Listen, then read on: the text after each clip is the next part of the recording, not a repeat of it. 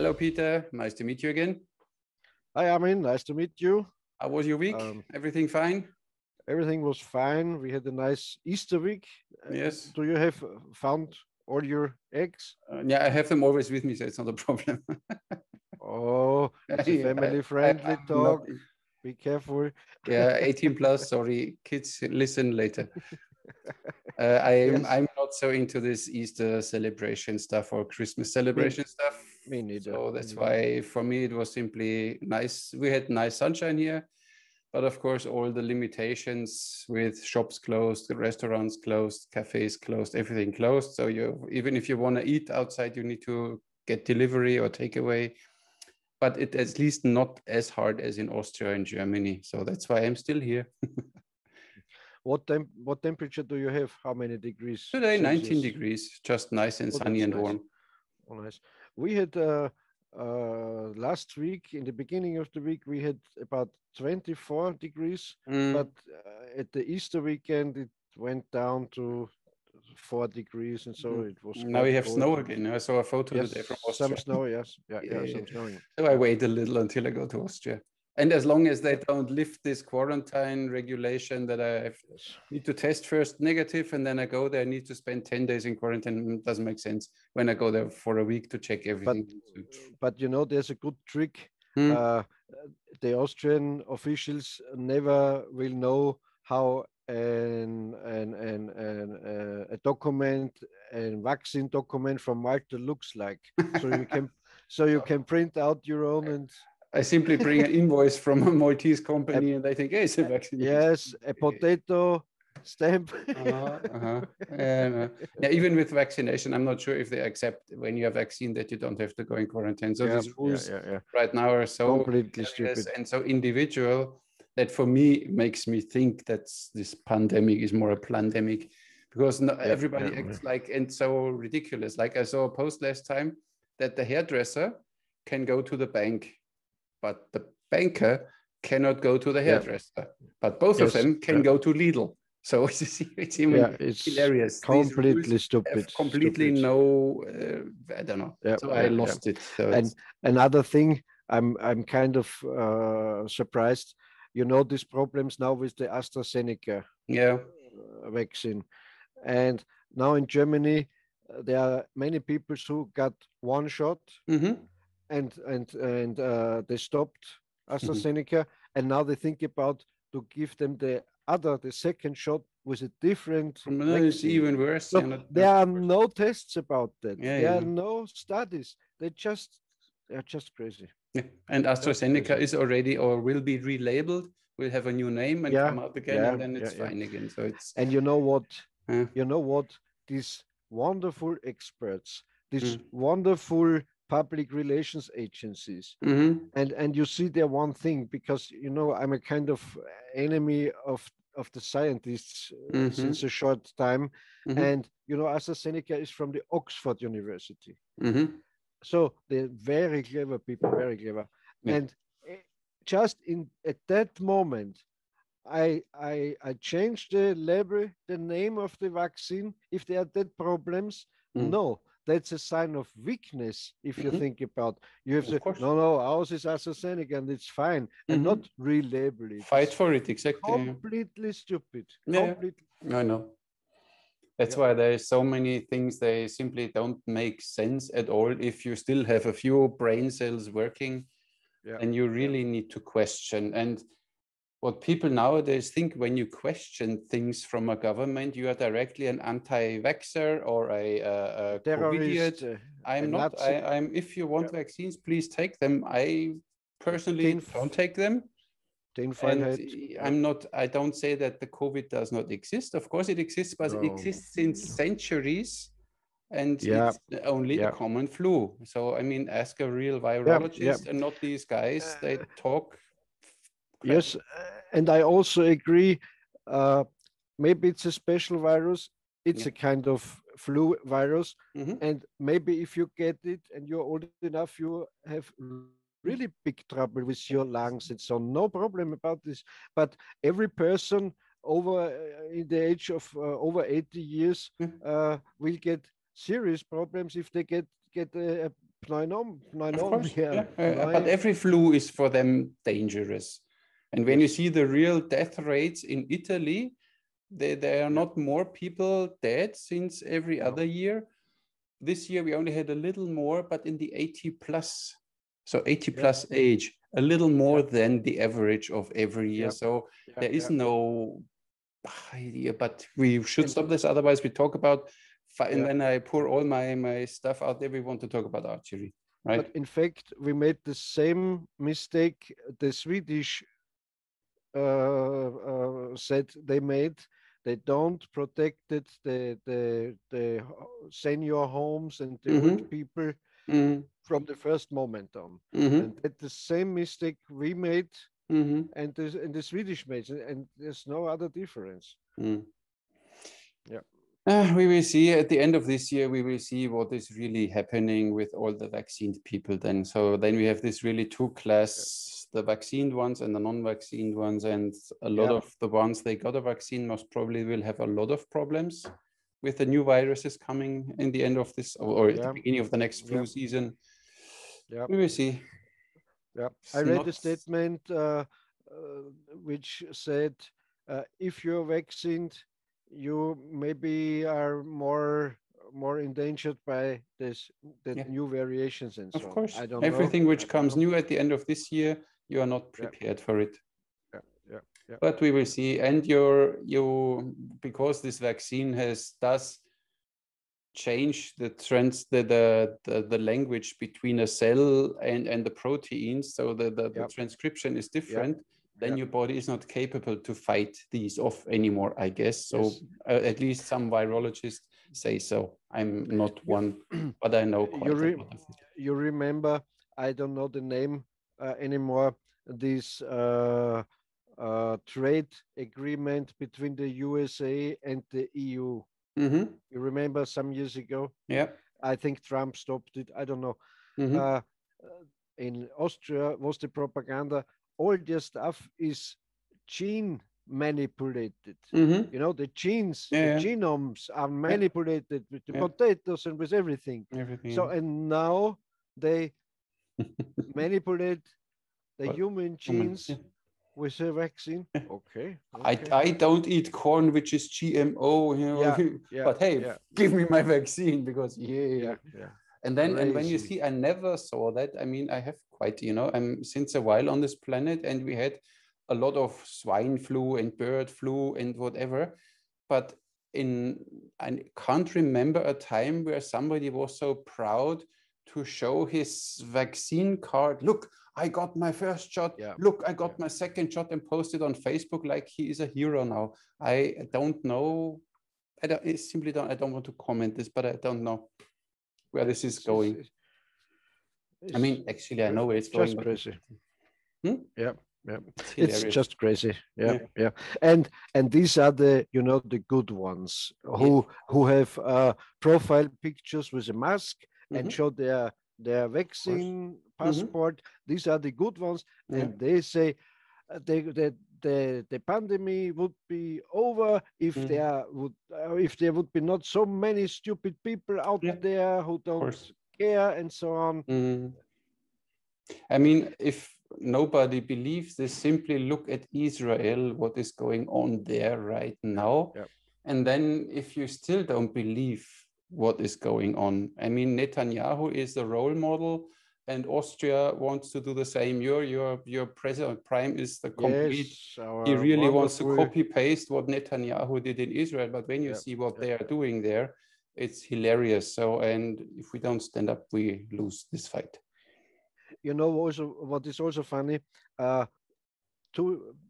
before this pandemic, in Germany and also in Austria, when they talked about the United States, they said, oh, but they have a bad health system. Nothing is working in their health system. So now they, I don't know, 40% are vaccinated. So which system works? You know, I'm not a friend of the vaccines, but if you say we have a good health system, so where is it now when we need it? When we maybe need it? In the United States, where everything is a catastrophe, works.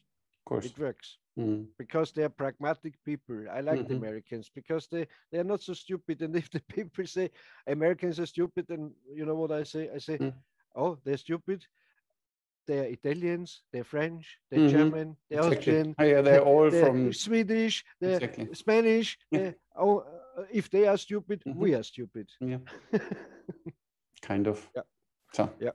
Good. Maybe we are. Maybe we are. But let's finish this story, otherwise we will never finish. Yeah. Shall we talk quickly about the last video? We got some nice comments, some nice reactions.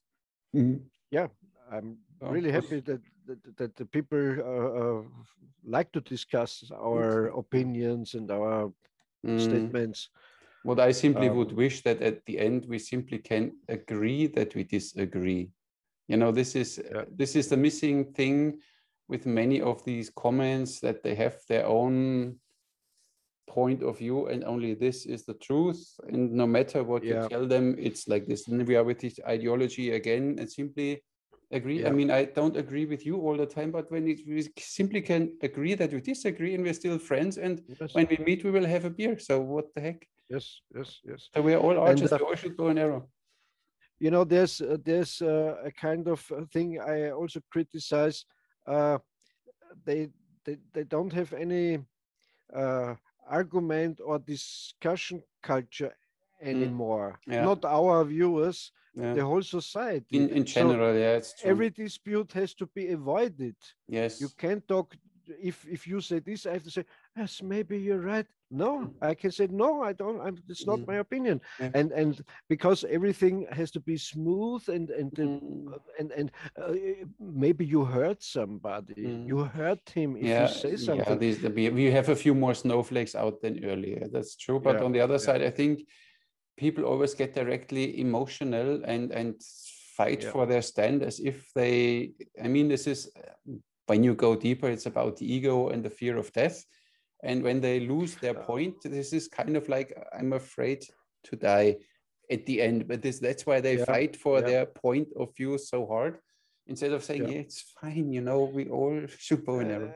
And it's like we talked before, it's like kind of religious, because I have to defend my religion, never to get to the idea maybe my religion is wrong. So I have to throw out any arguments. No, mine is okay and I'm doing the best thing. I don't know. You pick a religion and then you fight for it. Who like to shoot thumb release should do it and should be happy and should be confident about it. And for him, this is the best way.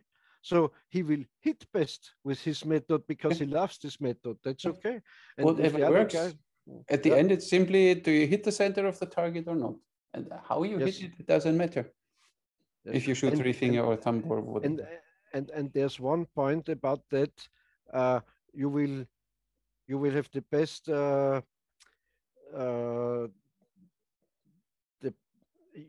You can hit the mark best when you're confident with your equipment and style. Exactly. If you're insecure about it, you can't hit anything. Exactly. Constantly, at least. It doesn't matter which style you shoot. Exactly. Yes. And you know it because you're a trainer, a coach too. If you make very constantly mistakes, you also hit the target. Of course. Even with a bad form, you can get very accurate. If you can reproduce it. Of course. Yeah. No problem. I read one comment, he was comparing then the old times with the modern times, and they said, you know, it would be like if you drive in a Formula One car from 1956, and I already almost wanted to answer, I would prefer to drive one of these because these cars require way more skills than a modern car. But I didn't do it then. So that's why it's always, I don't know why it's such a big reason that we always discuss things. Now we have the discussion started because Mihai shoots now Slavic release. You know, this is with this. And then people went crazy. You can't call it Slavic because of Slavic culture and because of Slavs and whatever. And it was already before the Slavs. Racist. And I was like, seriously? And then they came up now with new names, but you can't call it Slavic anymore. So for me, it's still Slavic release I came up with, or not, I didn't come up with it, but since 5 years I showed it first time, Slavic release, and for me it's Slavic. If they don't like it, I don't care. Because this is the thing. I will do a video about this with decision power one day, because you have, for every day, you have a certain amount of decision power, let's say. Whenever you have a bowl, this is all your decisions you can make on a day, and there are 100 bowls in it. So when you think in the morning already, so which shirt should I wear, and should I drink this coffee or this coffee, this always takes away from your decision power. And then is the moment you need to make a really important decision, and you don't have the power anymore. So it's some psychological stuff, but I might do a video about this. So you think, I like to know what you mean. So you think you have a limited yes. amount of decision power? Yeah. Why? Why do you think so? It's a psychologist say so. That when you spend already, and when you see like a Steve Jobs, had always the same dress on. He never was thinking about it, because he doesn't want to bother thinking about these things and making decisions about these things, because he wants to keep his decision power for the important things. Yeah. At least he said so. No, it is so. No, no, I don't trust the psychologists either. I don't trust them, because these are all constructs. This, why should your decision power be limited? Why? Tell me one reason. It's like a muscle. When you always use it, it will hurt and you can't use it anymore. No, it's not a muscle. No, it's in your brain. It's not a muscle. The brain is a muscle too. No, the brain is what no is the brain? But the brain is some kind of, I don't know. See, at least I have a some definition. Kind of you spoon, don't have one, so. Some kind of spoon with some switches. Or I have the really old style brain. Yeah. It's, with wheels and yeah, of course, with gears. I understand. And levers. Sometimes when I'm thinking hard, I hear this clicking. Click. And then you have the steam pipe, because it's still steam driven. Yeah, I understand. Yeah. Okay. Yeah. So. Shall we talk about the topic today was Quivers? Yes. We said last time that we talked today about Quivers. Yes. And if you let me, I would remark 3 points I like to make to the Lars Andersen community. Okay, yeah, it was an important it's okay point. For you. That was a big point of discussion. First of all, neither you nor me like to offend Lars Andersen. And he wrote me in Facebook, and I answered him, and I said, I really adore his shooting. And as we talked, I adore his shooting and his abilities, but with some of his statements, I don't agree. And even if he don't said it literally, back we were archers are stupid or so, he gave the viewer the impression that only he knows how it works, and every other technique maybe is not the best. But not every viewer, some viewers. Not every viewer. Yes, okay. Of course. What I want to say to this Lars Andersen guys, first of all, archery in combat is not the goal of today. If I would go into a combat today, I would use a good rifle or a Glock pistol or something like it. So it is fun if you train that abilities, and if you like to reproduce it because you read it in an old book that they could shoot this or that, and you like Lars Andersen said, he likes to find out if this is true.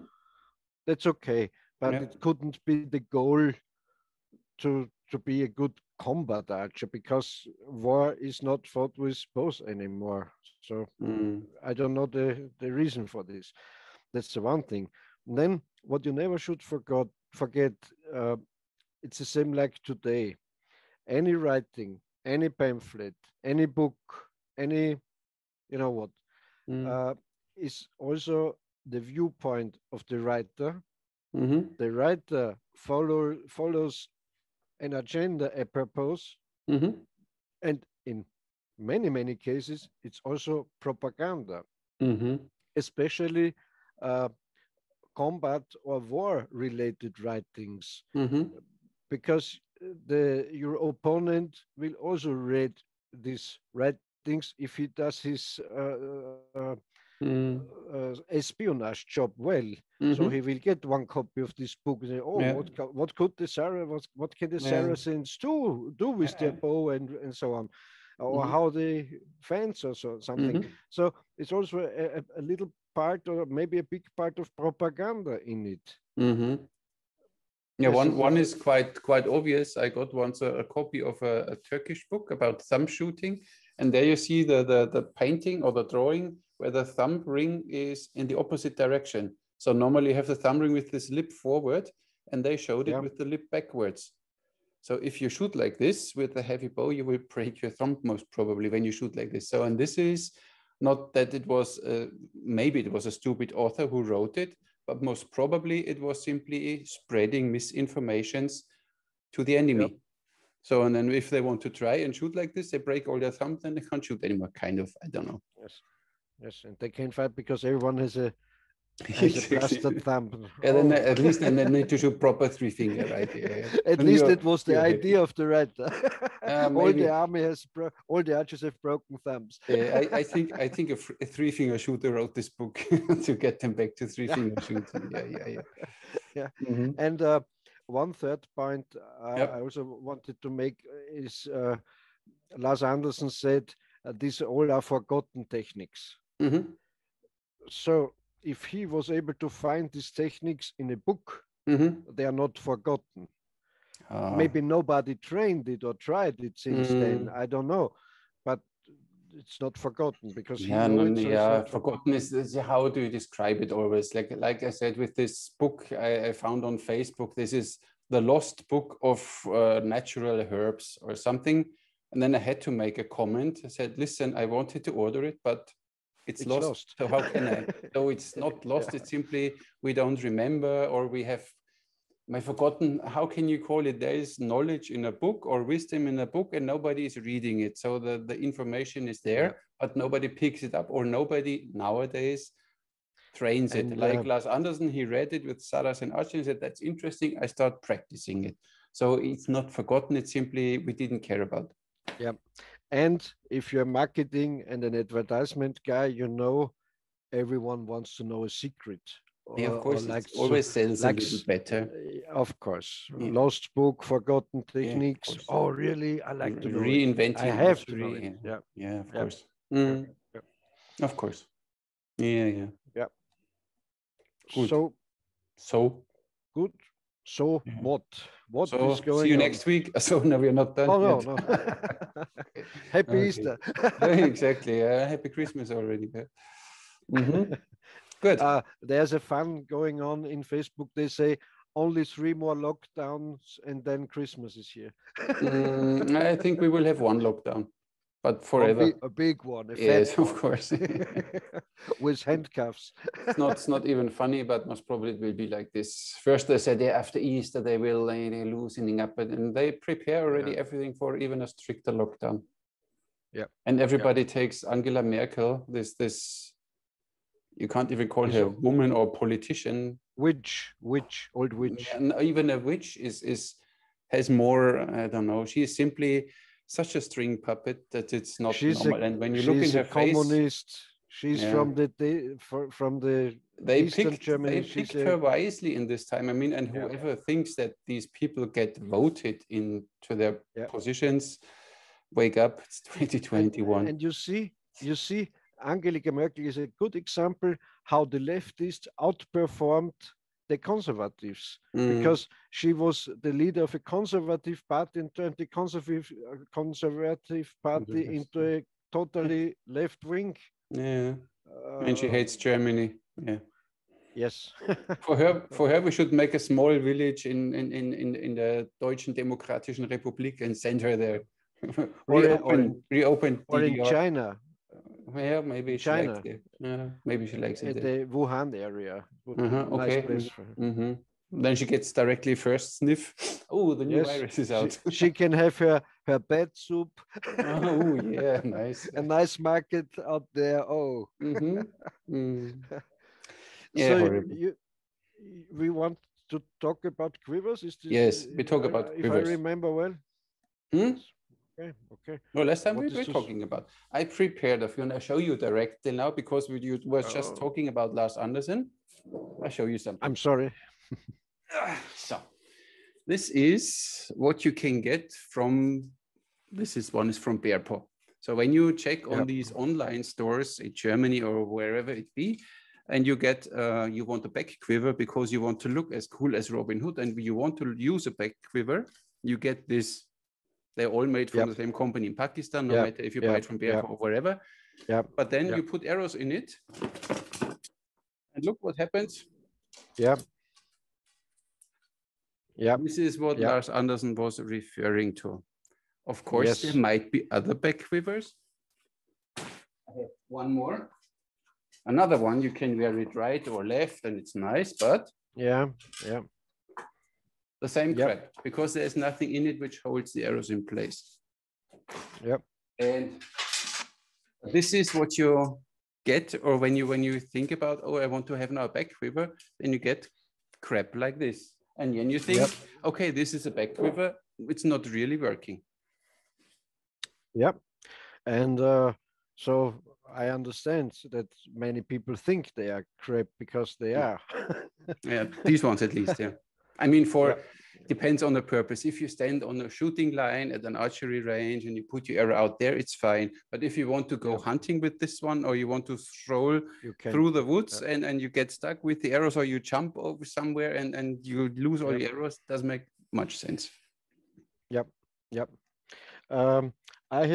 I have a lot of back quivers, but I have two here to show you. And so first of all, a back quiver, the best back quiver, this one is made by Howard Hill Archery in Montana, and you see it's very soft. It's really soft leather. See? So even if I don't, when you wear it on your back, the strap here it bends a little. Will squeeze the arrows together. So even if I don't have it on my back, but just take it this way, you see? Nothing comes out, Oh, these are because it's soft, really, has to be. really sleek, aluminum arrows. They don't fall out, even if I shake them. So that's the first thing. The softer the leather, the better it is. It is to a certain degree. Okay, too soft leather is also not good. Of course. The second thing is how the strap is made, fastened to the quiver. You see, it's like that. And a very important, very useful thing is look down here. Can you see it? It's just with two ropes, so you easily can adjust the length of the strap, and it's very flexible. So then you can make it always nice and tight. Yes, and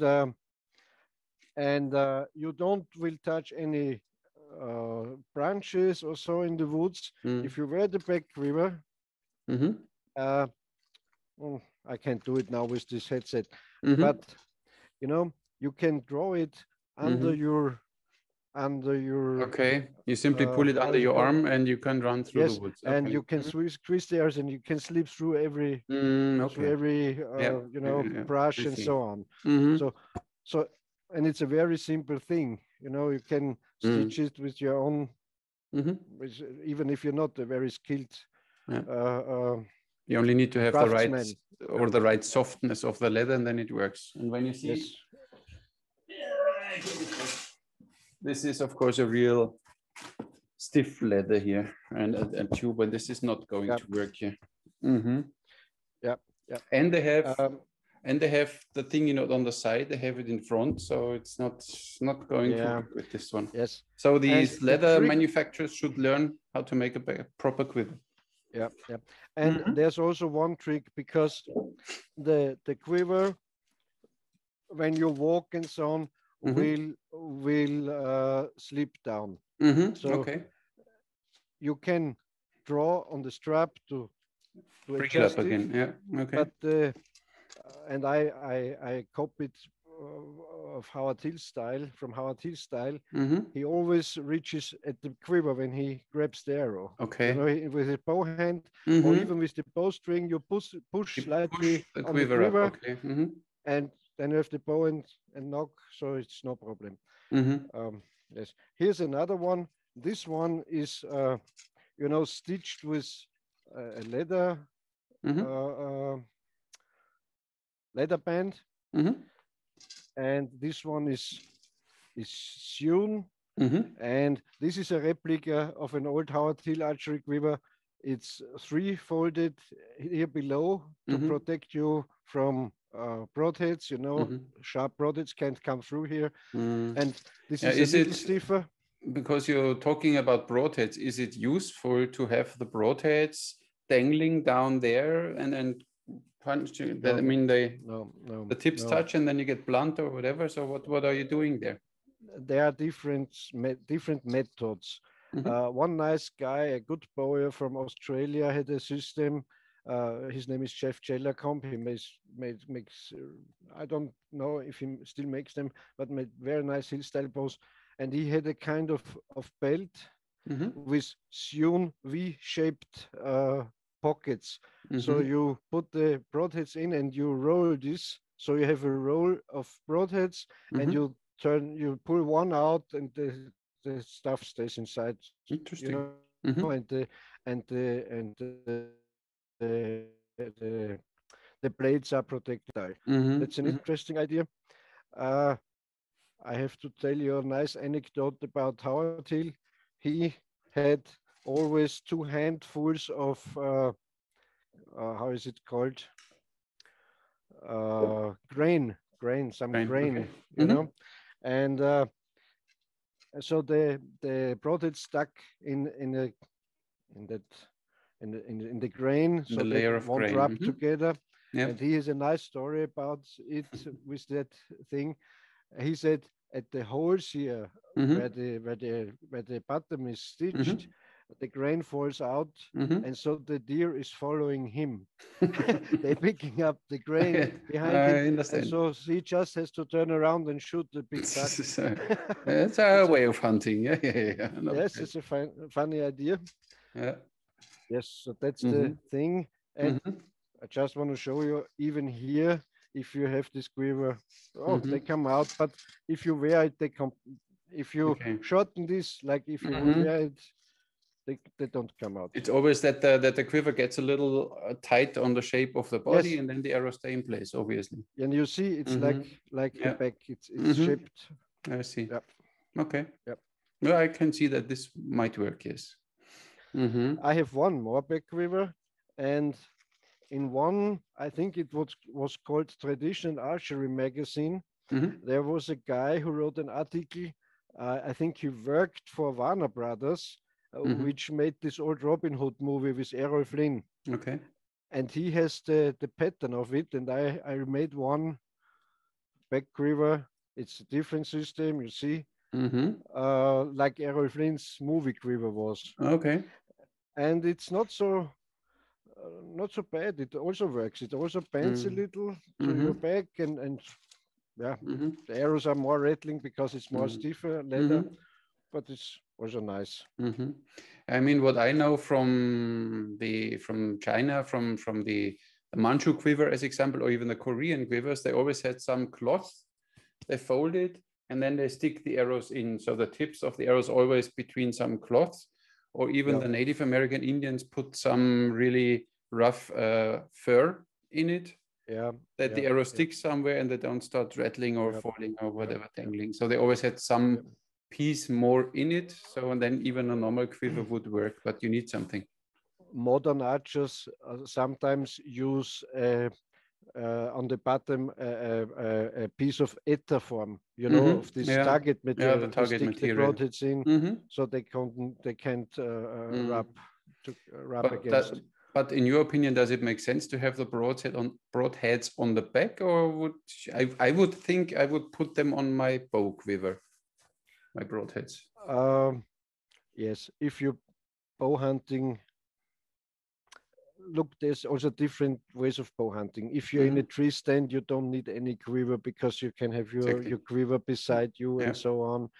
If you're stalking, of course, the best thing I think is a bow quiver. There's no rattling. You have, you know. But my idea always was, if it was good enough for Howard Hill, it has to be good enough for me. If Howard Hill could do all his hunting and all his shooting with this soft back quiver, should be possible. So we only put some grain in the bottom and it's fine. Yeah, and you mentioned it before. If the arrows are rattling in the back quiver and so. And here again, Howard Hill has a nice saying. He said, if you're too loud, you're moving too fast. That's true. And I read a lot of writings about Howard Hill, and also writings of folks who hunted with him. And they said, if they need 1 hour for for walking through a kind of a part of the woods, he needed 2 hours. Because he walked like a cat and looked in at every step, he looked around and so on. Yeah, okay, understand. Nice. But stalking is a very different game. Stalking deer, you can imagine it's very difficult. Okay. So what other quivers do we have? Do you have a side quiver? Yeah. I mean, I had these ones from bear paw, but the arrows are rattling again, so that's why. I have one like that. And maybe, I don't know if everyone knows it, if the arrows are pointing forwards like that, you wear it like that, it's called a target quiver. And if they are pointing backwards, it's called a field quiver, as far as or opposite, I don't know. So one is a field quiver, one is a target quiver, and the difference is if you wear it like that or the other way around. Yes, if you're target shooting and there are these tubes inside, you can separate the arrows and so, nothing wrong with it. And one more word about that. If you think about, there's only one quiver, because I can use a back quiver on my hip. And I can put a well-made hip quiver on my back. So the discussion about back quiver and side quiver and so on, and because they said it's not proven in history and so on. At first, you can see it in many paintings and so, even at the old Greeks, at the antique Greeks and so. And remember, if you have a side quiver, and you have to walk through water, of course you would put it higher on your back. Why not? So it's the same quiver, in fact.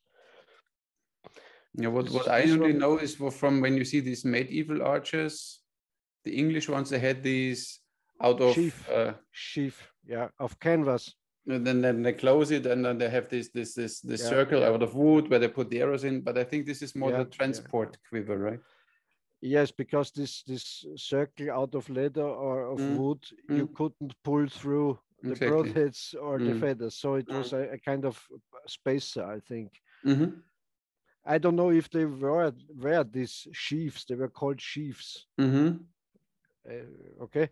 I don't know if they used it on their body or if they, I don't know. I would think that they were simply for transport. When they're on the horse and they have them tied on the horse or whatever, and then they ride that, they have a few more arrows, but they don't use it as a quiver to get directly the arrows from, I guess. I think, like you said, I think they were transported and shipped that way. Because they close them, so they protect them from the environment. So of course, from moisture. Yes, maybe this canvas was kind of waxed or something. So most probably, yeah, of course. And you can see at the tapestry of Bayeux, back quiver, side quiver. Most are side quivers. I totally agree, but in my opinion, it's the same quiver. What is? I have another side quiver here. When I was a very young guy, one of my first book, I wrote some 2 years ago. I was a very young guy. No, one of the first book I read about archery and bow hunting was Sexton Pope's Hunting with the Bow and Arrow, and there was also a pattern of a side quiver, and of course I had to make one. It's of goat fur, and it's rawhide. You know, I skinned the goat and put it on a wooden how you call it, kind of frame. Yes, I dried it and then I soaked it again and put it on a round wood, and it's kind of nice furry back quiver. Not side quiver. Yeah. What else? I have this one here. This is, as example, a Turkish design side quiver. So you wear it like this on your belt, and the arrow points backwards. So you simply grab, but they are not rattling. They have this system here where you can stick them in. So you always load the quiver and then you have them separate. You grab the first one, you grab the next one, shoot, or you grab directly two, like the Ottomans did. They always grabbed 3 arrows and 2 they held in the hand, started shooting, reloading, and then they grabbed the next ones from the quiver. So that's an example of a side quiver. And can you put these spacers out? Can you take these spacers out? This one not. Okay, because you couldn't use it with another kind of head. No. This is simple. This is stitched in or glued in. I mean, you could put the arrows on the side without the spacer, but it's simply it makes it easier for when you shoot on the target. You have them nicely separated. Yep. Then another side quiver would be this thing. This is directly a bow holster where you have your Turkish bow in it, and you can store arrows. Nice. But I guess it's more for transport. I don't know if you run around with this, but I don't know. But then you have your bow in it, your arrows, everything. Just fine. You stainless. I think this one, I think you have on the left side, but I'm not sure. I would not wear it on the right side. Would distract me. But that's me. With this kind of quiver, you would look like a peacock, no? Yeah. And then there are special quivers. This is from the Kuman, I think. It's a very long one, as you see, and it's on the bottom wider, and here's a bit more narrow, and has this open part, and there the arrows are upside down in it. Yeah. Benefit is when you have them on the right side, you directly load them with the arrow pointing away. So when you shoot thumb release, makes your life easier. And if you have different tips on your arrows, whatever, there's a broadhead, there's a bodkin, there's whatever, you can choose it here without even looking, and then you grab the right arrow and can use it. So. And you cut your fingers on the broadhead. Yeah, when you don't know what you're doing, of course, but they are well-trained archers, I guess. That's one thing, and I have two more. This is a really fancy back quiver. You wrap them, it's kind of in the middle on your back. And there you see the arrows are sticking only a little in it. So when this one is on the back, you simply grab the arrow and have it directly. So you don't have to pull it out all the way from a back quiver. Because I think one thing in battle, when you have to hide somewhere and you have a normal back quiver, let me show you its features. I'm joking. You have a normal back quiver and you need to get this arrow. Then you always, hello enemy, here I am. I understand. If you have a side quiver, you stand there, you get your arrow out, you load, and then you only show up to shoot. So I think that might be a consideration for a side quiver. Yes, but I have to say one thing to that thing. If you're hunting, the same would be with an animal. You flag the animal away when you're making this movement. But in my opinion, you always carry one arrow with your bow grip. Okay, you always have one arrow. Yes, so you have the back quiver, or you pull it under your chest, under your armpit, and you have that one arrow you can knock and shoot, and then you can quickly get the second one. And with arrow grabbing, there's one thing with back quivers. Always, and I have this from John Schultz, and that's perfectly true. You always only touch the arrow at the knock. So you can do everything with the arrow. If you have a good knock with an index, and so there's no second second grasp or you know, on the arrow. You just have it that way and you pull it forward and lock the arrow. So if you train this, and there's another trick on the bowstring, I can show it another time, how you put it on the string, and you can shoot really fast with this technique. Interesting. Yeah. Okay. There's one more type of quiver. I took this little compound bow. It's for a boy, I think, and these are crossbow arrows bolts, but it looks so nice. That's cute. And I can show it. Yes. So you see, a bow quiver is nice. Yeah. Nothing rattling. The broadheads are protected, and you put one out and put it on and shoot. Since Rambo, we all know these quivers. Yes. Yeah, nice. Okay, good. Side back bow quivers. What's more about quivers? I don't know. I know. Yes, this original Howard Hill style back quivers are made. Craig Eakin in Montana of Howard Hill Archery has original quivers made by Howard Hill. And I have one made by John Schultz. Oh, nice. Because he had to relace, if the lacing was worn out or not okay, he had to relace for Howard Hill the quiver with new leather lacings. Okay. And so he had the exact pattern of Howard's quiver. Obviously, yeah. Of course. Yeah. Of course, I had to have one of these. I understand. So it simply depends on the purpose. So one cannot say this quiver is better than the other. It depends a little on the purpose and on the quality or on the build of the quiver. Yeah. Why I also, not because I'm a fan of Howard Hill, I also prefer the back quiver because I have nothing banging against my feet, my legs, and there's nothing I don't feel that quiver. If I wear that quiver, I don't feel it. I can make any movement. So for me, it's the best practical quiver. Okay.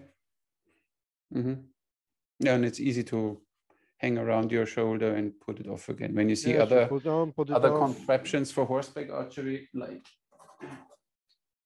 this is, I think, one of the most advanced quivers out there ever. When you have it on, it's like,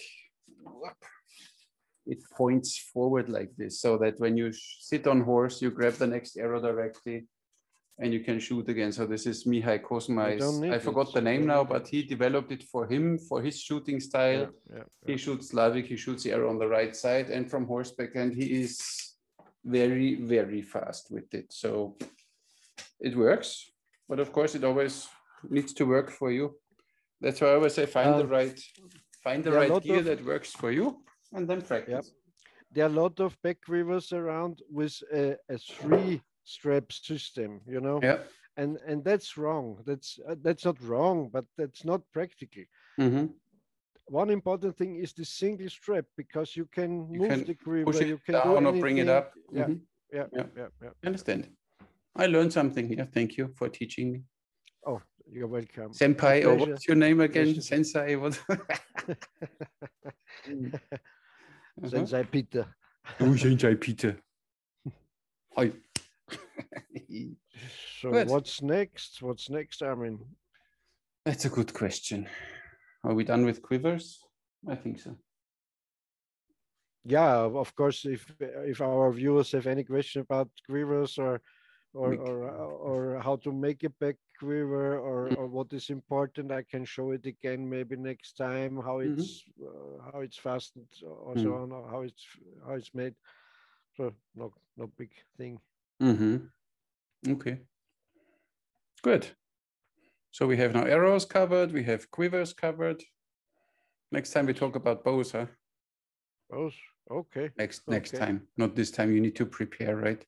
And I prepare a few different bows then. Yep. And we talk. Yep. So as a general idea of topic, we are not good in this keeping a topic. We are not staying. We're not staying on topic. We're not really good in this. No. Good. Yes, we can talk about bows. Then we can talk about the other tackle you need, the other equipment like the bracer, glove, or tab, or thumb ring, of course. Thumb ring. You prefer glove instead of tab, right? Yeah, a very the stiffest stiff glove for a nice crisp release. Yes, I have this one, and I like that open tip design. You know, these are they're kind of open and are very stiff at this area. What else about strings? We can talk. About what else? About your favorite knife you carry with you? Right now I have this small flipper here, which I like a lot because I like more this gentleman design knives. And the flipper is more lightweight with a clip, so I always can put it directly in my small side pocket. Yeah. Yes, I don't have it because I'm at home. I use also kind of like this, like a spider core with a hole or so, something like that. Oh, I have a few nice knives. Tero from Finland. Yeah, Tero from Finland made me a nice Puko knife, but with the sheath and with everything is always a little too big for everyday carry. And I have another amazing knife from Italian knife maker, Fox. Fox, yes, I know. And he makes this companion, and it's such a nice blade, such a nice handle. You can do everything, but again, it's a little too big, too bulky with the sheet to carry every day. So that's why for me, small. And I don't kill anyone. I only open my boxes and stuff, so it's fine. Yeah, cutting your ham. No, not yet. No, but yes, if you like to have a nice to pour out arrows from tree stumps and so on. So one classic is the wild steer archery knife, of course. And a good alternative and a very low budget one is, I don't know if you know it, that Austrian military knife, you know, the Glock knife. The Glock, of course, yeah. It's about, I think, 40 euros, and it's really, really tough. Fixed spine is a very, very solid. Yes, and you can work with this. You won't damage it. So I would like to have 3 of them because I want to throw them. I did it in the past back then when I was a young boy. 2 years ago, I know. Yes, about 2 years ago. Yeah, one can see a few pimples in your face. You just went through puberty. And I always thought the steel tank goes through to that ferrule on the back, you know, like with a bayonet, you know. Should go? It broke. Oh. The grip broke when I threw it. Oh, okay. So it's not a full tang. No, and that's sad. But you never will break it without throwing. Of course. Okay. Yeah, then I stick to my throwing knives. It's fine. And nowadays they just make it with the saw on the back, and I dislike a saw on the back. So the old ones, they had no saw. I preferred them. Yeah, I mean, I don't have a purpose. If I need to saw something, I get a proper saw because this thing is not really helpful. So it has no purpose. Some combat knives, they have these serrated blades that they say they can go easier than through clothes. When you stab someone with these things, you scratch the clothes, then you can go deeper. Or cutting a safety belt or so. Yeah, a serrated edge maybe might be useful. Yeah, that's true. Yeah. But now we start talking about knives. Oh, nice. No. Yeah, a knife is a part of an archer, I guess. Yes. Every archer has a knife, I guess. So Yes, and an nice all-round thing is a Leatherman tool. Of course, you have everything. Yeah, I never had one, and I don't like them. Yeah, but of course, it's nice to have them. I also don't like them, but I'm always thankful if a person is with me who carries one. I know. I know what you mean. So, do you have a Leatherman? Yeah, give it to me. It's really good. Also, pliers, you can throw out the arrow point. Everything. So it's nothing wrong with Swiss Army knife of tools. Yeah, of course. Yeah. That's true. Yeah, but not for me. You're too a peaceful guy. I'm like MacGyver, you know, give me a rubber band and whatever, and then I make something. Yeah. Okay. Good. So if you like our channel, subscribe, give us a like, share the video, push the bell button.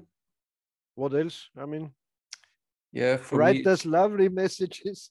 Now, for me, it's really have or grow the strength that you can agree on disagreeing on opinions. It's not an ego fight. There are simply different opinions. And what I like is every archer, you have a lot of experience. I have a little experience. Everybody who shoots some arrows has different experiences. And for me, it's always to get them together, and we are all a family. Yep. And then it's a huge pool of experience. But simply saying, no, I made now one experience and only this is the truth. I always come back to this topic. We should unite as archers or as shooters, or because one day might be useful to be united again. You talk like Mark Zuckerberg. I don't know him personally, and I never heard him talking. But hey, I like to connect people. I like to make the world a better place. No, it's no. I prefer to think in that we stay together, because then we are a big force. One alone can't do anything. But imagine all archers would stick together, and we pull on one side of the rope all together. Then we are a big force. Like in that Japanese movie, I don't know the title. The guy said, "You can break one arrow, but you can't break 3 arrows." A bundle of arrows, exactly. Yeah. See, he is watching the right movies now, Peter. Respect. Yeah, and respect is one thing. I think we should simply respect each other as an individual with individual experiences, and not simply saying, no, only 3 finger, or only this, or only that, or even all the names. Like with this Slavic, it doesn't matter. Everybody knows now what Slavic means, and sometimes this is simply how it works. Somebody says a word for it, and then it gets common knowledge, and then everybody knows it. I don't need to define now whatever. It's not Slavic release, and will be always Slavic release for me, which is nobody knows why it is called Mediterranean. Exactly. This is what I said. Before you start criticizing Slavic release, start thinking about what is Mediterranean. I mean, look what the Mediterranean coast, where it is, and then show me archers in history who shot 3 fingers in the Mediterranean area. You will not find a lot. The Phoenicians, the whatever down there, all Arab, whatever countries, I don't know. But they didn't shoot 3 fingers.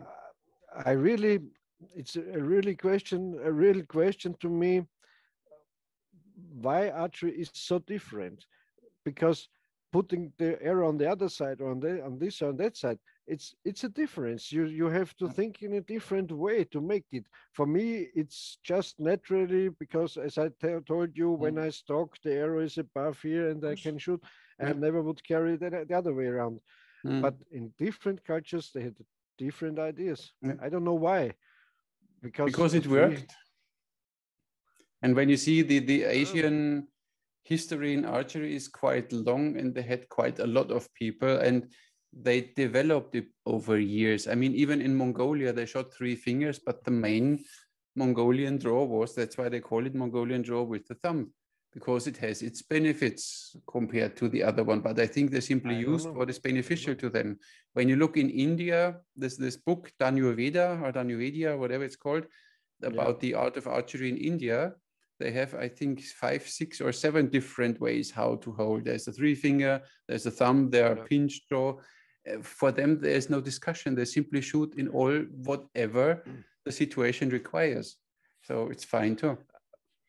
There's one thing about Asian archery I like to say, and that's true, and that's the thing.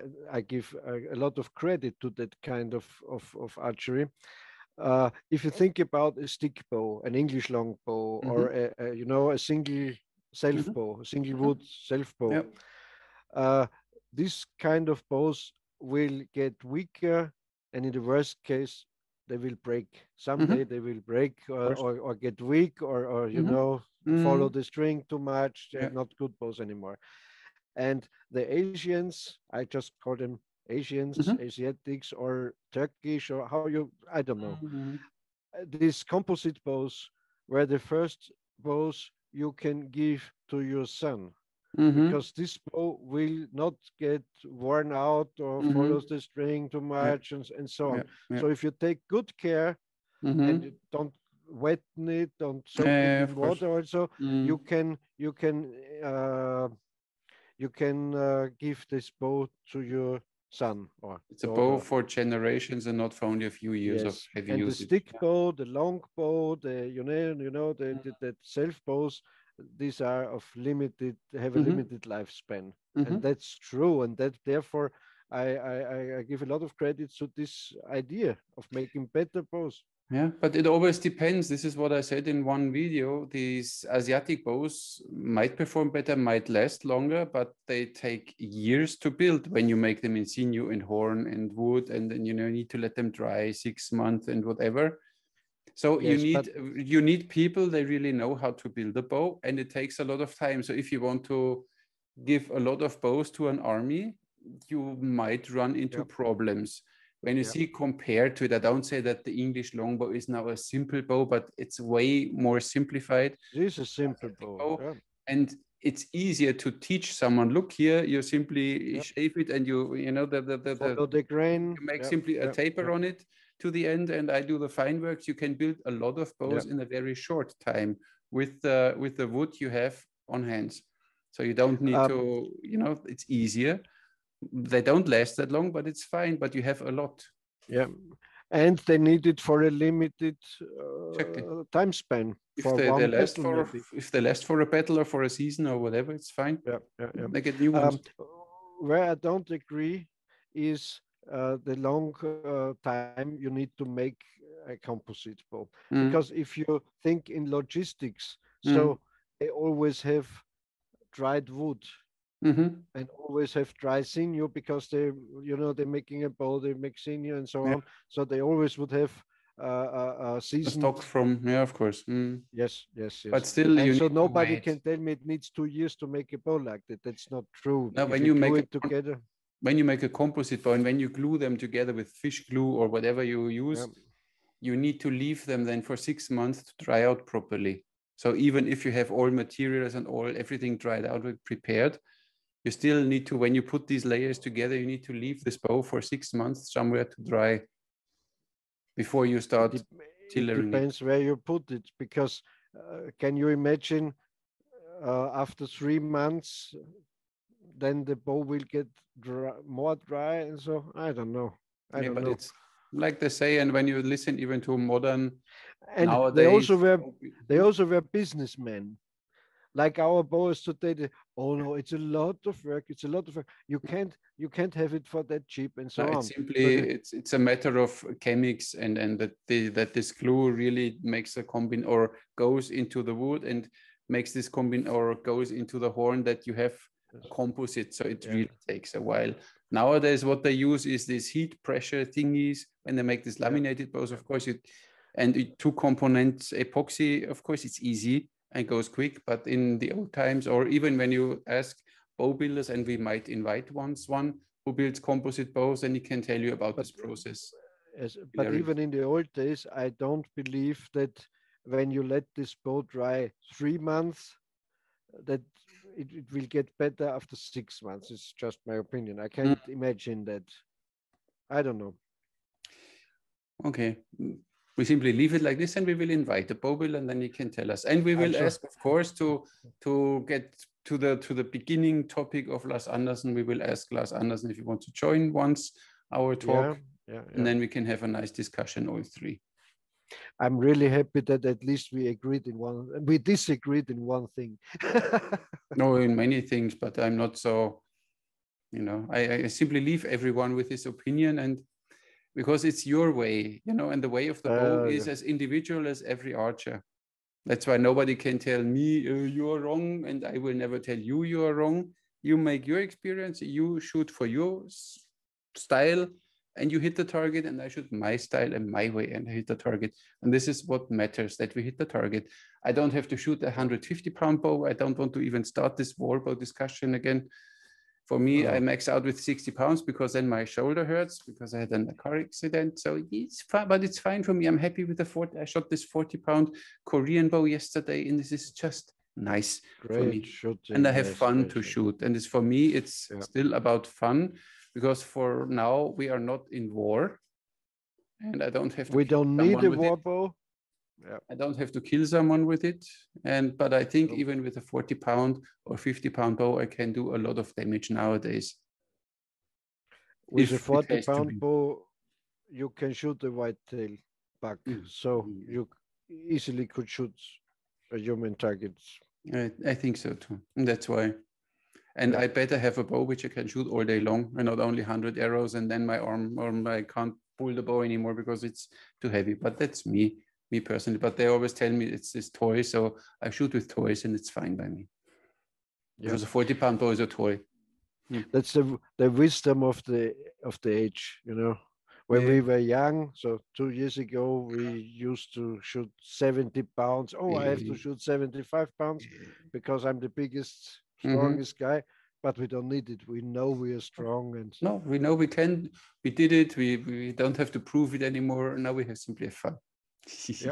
And this is what we all went into archery, I think, to have fun. You know, are we doing this hobby or profession to be grumpy and to fight with all the people? Are we there because we want to have fun? We want to enjoy ourselves and to express ourselves in no matter which style we shoot. And this is for me the base, and not I do it different, so I'm better than you. Like George Carlin said about religion. So my God has a bigger dick than yours. So it's not the thing. If I would get taking a plan and say, okay, in 6 months I go out moose hunting or a buffalo hunting. Okay, I would build up again. I would build up to 70, 75 pounds, and I can do it again if I like to, but I don't need to. Exactly. You know this guy, Bill Negley, he wrote a book, it's called, its title is Archer in Africa. And he never shot a heavier bow than 40 pounds. And he was a millionaire. He was a kind of oil man, you know, from Texas. He lived in San Antonio, Texas. He was a very rich guy. And so in one day they made a bet what he will do in hunting. And he switched from rifle hunting to pistol hunting, and it was no challenge. And so he said he will kill an elephant with the bow and arrow. And there was also a kind of war between Bob Swinehart and Howard Hill, who was the first that killed the big five in Africa. And so he worked up from this 40-pound bow. He used bows made by Fred Bear Archery, and every 2 months or every 3 months he got the stronger bow. He worked up to 90 to 100 pounds, and then he in fact shoot all the big five with the recurve bow. Okay. I think a nice book, a very, very rare book. Interesting. I bought mine in the 1990s, and even back then it cost $100. Ooh, okay. Yeah. Yes, we can talk about books in some of the next issues. Show some books. Yeah, makes sense. First of all, yours. And then there's a book about me, but it's not out anymore and will be out. Well, I don't know. You know something when it will be republished? No, this is the problem was the author did it in self-publishing, and then this publishing house went gaga. Don't know what they did, so she had to take everything back, and she wrote another book after mine. But this is now which she published first, and I don't know when she has the money. She might publish. It would be easy for her to republish it on Amazon. Yeah, I would buy one, and so I could talk about it, but I don't know about it. I gave all my suggestions in the time when the book was becoming into a complete thing, and then I simply stopped giving my suggestions when you see it's not working. I told you don't do it in self-publishing. there are other ways. But then she said, no, everybody does it now like this, so I do it like this too. So, okay, then you get what everybody gets. It's quite simple. Yeah. But in my opinion, these days, it's the way to go. Yeah. Because just yesterday, I saw a book by a big publishing company, and there were lots of mistakes and lots of shit inside. You know, you can do it yourself, because most of the publishers don't make any good advertising or promotion for your book, so it doesn't depend if you're self-publisher or if you're not able to say to a big publisher like in Germany, Goldman or you know, Hansa or so, say, okay, you have to invest 10,000 euros in the advertising of the book, you don't get any advertising. Yeah, but nowadays we would have social media, so you can use social media to have benefits for it. So I said I took myself out of this game then and simply that's what I do. Watched what was happening, and she brought out the book she sold. I don't know how many books she sold. No idea. But we can talk about other books. Yeah, maybe I write to her on Facebook, Carol, and I think Carol is her name, and ask her if she has one copy for me, and then I can read it. She has one left. She sent me 2 packages, once with, I don't know, 10 or 20 books in it, and I think I sold one, and the rest simply you gave to your female fans, no? No, not really. I don't have female friends. I don't have friends in general. Nobody likes me. For Susie with love, Armin, no? No. I think you're better in that than me. Oh, no. How is the second book done? You needed only 10 pages? I'm finished. Good. I finished it, and now I gave it to 2 friends. They read it through for me, and if they say, oh, that's kind of weird or so, look at this or that, and then it's finished. So I hope in about a month or so I will publish it. Yes. Okay, cool. Good luck with it. If you like, so I could forward you the manuscript, and you can read it in advance before it's published, if you like. So, but I don't know if you like to read it on the screen, or you have I don't like to read on the screen. I'm not a screen reader. I like to have it in my hand, because this is the only time where I don't have to look at the screen. I can read. I like paper. I'm old school, like you. Yeah. Yes, I also print my stuff out, some pages, and read it on the paper and making my marks and so. Different, We are simply old school. We have to admit that, so we have to accept that. Even if we look young, we are old school. Exactly, and even if we manage to make Zoom calls and stuff like this, you know, nobody would have expected this from this old gray-haired. But you know, they call it the silver surfer. You know, this is we surf and we're silver surfer. It was a superhero back then at the Marvel comics. Yes, I saw the Silver Surfer, I think. Okay. That was one part in the book of the Archer, because Carol had then this idea that I don't know, a falcon or whatever bird of prey was my soul, spirit, animal, whatever, flying around and always. And I had this idea of Silver Surfer and Hawkeye, so I made Silverhawk out of it, I think so, and she named it then Silverhawk. I think, it's a while ago. It was fun. When I was in China, the directors of this show, they said everything I should say, and why you can hit, because you mentioned about that hawk, and so, and I have to say I can hit everything because I have the eyes of an eagle. I have eagle eyes, and so they said Bowman Eagle Eye, like an Indian name, you know, like Bowman Eagle Eye.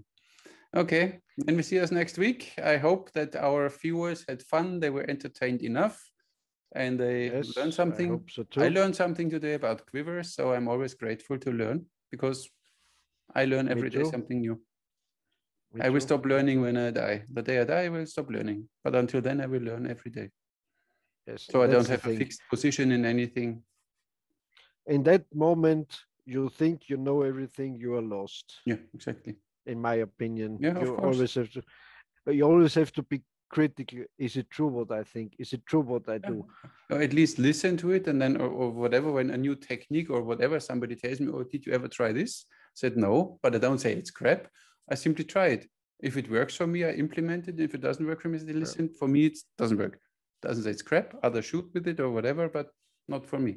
Yes, but sometimes you recognize only by listening to something that is crap. Yeah. So you don't have to try it. I had 2 days ago or yesterday, somebody wrote me an email. He made now a new release aid, kind of a ring, and he needed my middle finger size. I don't know for what. the diameter.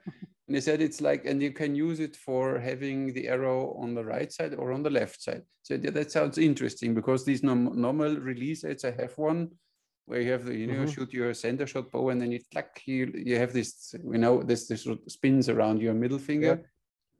That I have one. I'm not such a much fan, but he developed this and he wants to send me one, but not for a review. He only wants to have my personal opinion. Have you ever tried to use a compound bow release? Yeah. With a traditional bow? Oh God. Yeah, that's so horrible. That's the thing, no? Horrible. Yeah. Like an explosion, no? Yeah, no, I can't. And I don't feel safe when this thing is in this loop, and then I need to feel the string. That's why already thumb rings or stuff like this is already separates me from my bow. And this release aids and all this stuff is it's not my bow anymore. It's I am part of this bow, and I need to click here. It's not for me. Yes, it's like a spiritual thing. I have to. Yeah, I'm a very spiritual guy. You know, I have still my aluminum hat, and I still eat soya. Yes, and where this, how you call them, the smoking sticks or smoking? No, I don't like these ones. No, I don't like. No, the incense sticks. No. I don't like this. No. This. How are they called? Incense. Incense. Oh, this comes from insane, I think, but I'm not sure. Insane. Insane stick. Yeah. Makes you insane when you spread them. Guy, you have an insane stick. Yeah, maybe yes, I heard it often. When you use too much of it, maybe. Yeah. I don't know. But you know, they use it even in the church, in Catholic church, you know, with this so must have some effect. Yeah. There's a theory that all religions started with the use of drugs. And they say this, I don't know the term in English, what they use, this smoke in the church, in the Catholic Church, Weihrauch, yes, it's in German. They say this is a remaining of this drug, and also the how you call it, the hostia. Yeah, also this was a kind of LSD trip or mushrooms or so. And of course they had visions. And it's interesting, because if you think about, how is it called in English, when the early Christs got together at Pfingsten, and they talked in tongues, they talked in different languages which they couldn't speak before, and they had a little flame above her head. You remember this? No, I'm not so good in this now. I'm a very. But what is your theory? Yeah, think about it. If they had drugs and they talked in tongues and went crazy, and so it's very interesting. It's very interesting. And that the old shamans and so used mushrooms and such drugs like that. That's true. There's no doubt about it. So, and if the first guy took mushrooms and had visions, so he became a shaman, because I have seen entities, they talk to me, and I can tell you what they told me. And so I don't want to say now anything against Jesus or about Jesus again, because last time somebody, so you tell me Jesus doesn't exist. No, they didn't say. But when you see now, when you work with you know, when you build a U-bow, and you send it in the U, when you inhale too much of this, it's like a drug. That's why it's in some countries even forbidden, because it has these I don't know. And when you sand them down, and Jesus was a carpenter. Maybe he was just making a table out of you and was sanding it and polishing it. Oh, you're talking your. Huh? Oh, they will put you down in hell, your commentators. Okay. Yes, there's also one theory, because when we know a lot about how Jesus was born and that he became a carpenter with Joseph, his father, and then he reappeared when he was about 30 years old. So nobody knows what he did in this time between his death or his rising and his carpenter scholarship. So they said he went to India. And there he got his, and so on. There are many theories around. Yeah, of course, but we don't know because we were not there this time. Yeah. Yeah. What can we do? Okay, so I really appreciate our talk, our podcast, because our viewers even can learn about religion, about everything, about vaccines, not about learn, politics. At least hear different opinions. Yeah, of course. Everybody can have his own opinion, and I have my opinion. And yeah, that's why. And I accept other opinions too. Me not. No. No, it's not true. But I accept them, but I imagine how we would fight if I would not accept your opinion. No, but if you don't agree, you have to say it. Of course, I tell you whether I don't think so. When you show me with this back quiver, of course, then it works better than with this. When you buy a crappy back quiver, then they rattle, and when you jump, they fall out. Of course, so in this regards, Lars was right. Of course, if you get a proper back quiver, which you don't get for 35 euros, what this one is, then it might not happen. So, but you need to know then, or the one who's selling this stuff should know what to do that the bow. Yes, and if you're an history researcher or an history guy, you have to know that not this one back quiver is the role model. They could be made differently, and so it's another game.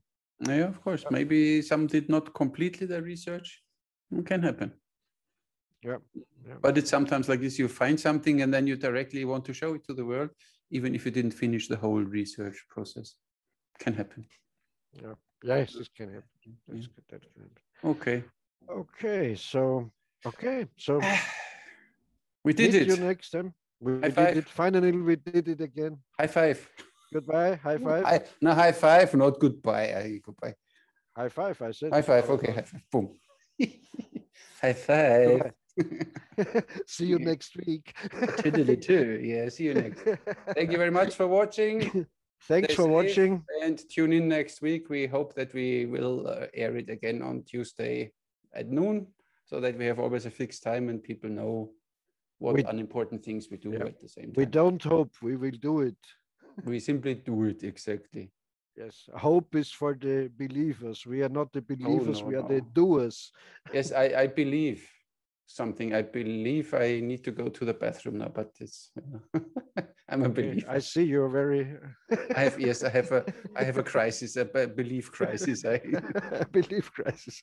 Okay, goodbye, Armin. Okay, nice thank to you meet very much. Have a nice evening, everybody. See you next time. Nice evening, everybody.